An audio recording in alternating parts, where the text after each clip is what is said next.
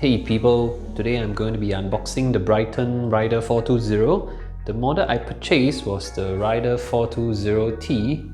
It comes with the heart rate and cadence sensor. I bought it on Lazada for $270. Paste the link below if you people are interested. Okay, I actually got it to replace my old Garmin H500. It's a very old unit. I bought it around 8 years ago.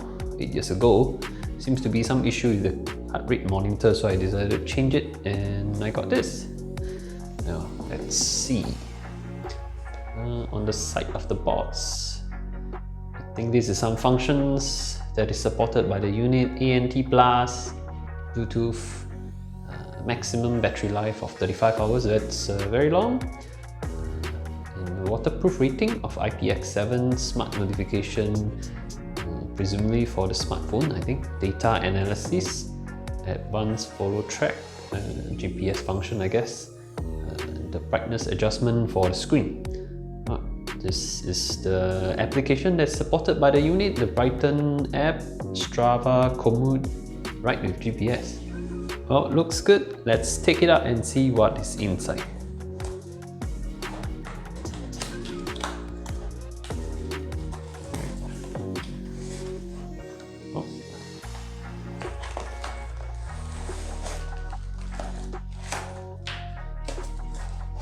Alright.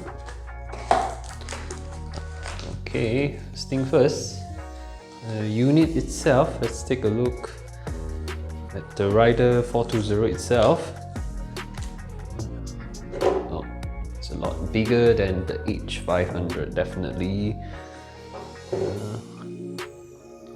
Seems to be two buttons at the bottom, a page button on the left and the OK LED button on the right.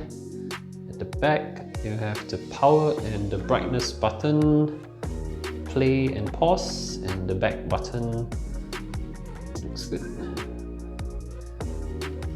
Oh, screen looks very nice. Okay, I can't wait to try it.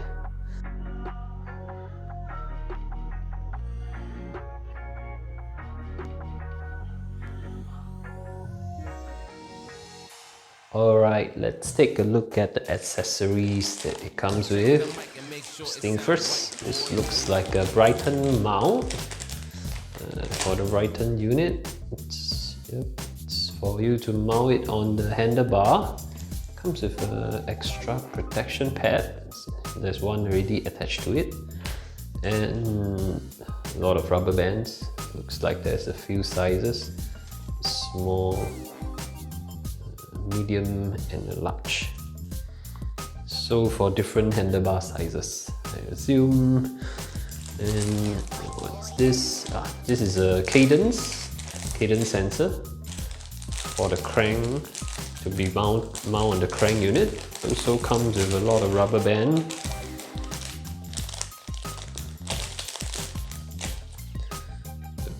And yeah, also comes with a protection pad for the crank. Just nice. Different sizes of the rubber band too. Yep, and a USB charging cable. Yep, just nice. Quite a long charging cable too. Yep. Also the heart rate monitor with the straps.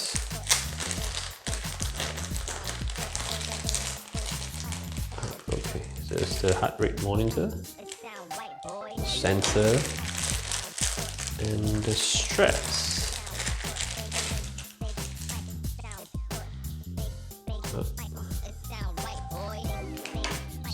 Good. I think this goes here.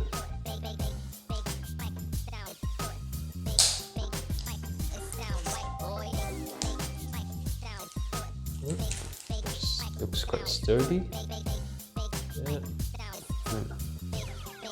So first thing I did was to mount the cadence sensor. It comes with a rubber pad to protect the crank and two different sizes of the rubber band. Cadence sensor seems quite easy to open. You can open it with your bare hands, fingernail.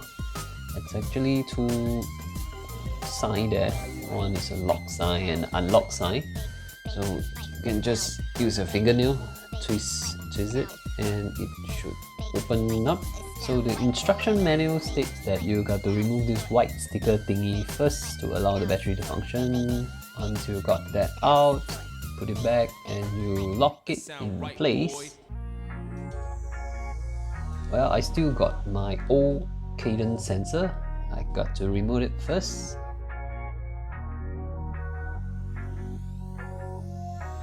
Give it a good clean. I kind of measure the distance, else I think it would rub against the frame. So once I got the position right, it's time to tie the rubber band. Looks pretty easy and very sturdy. Well, got to test it on the road.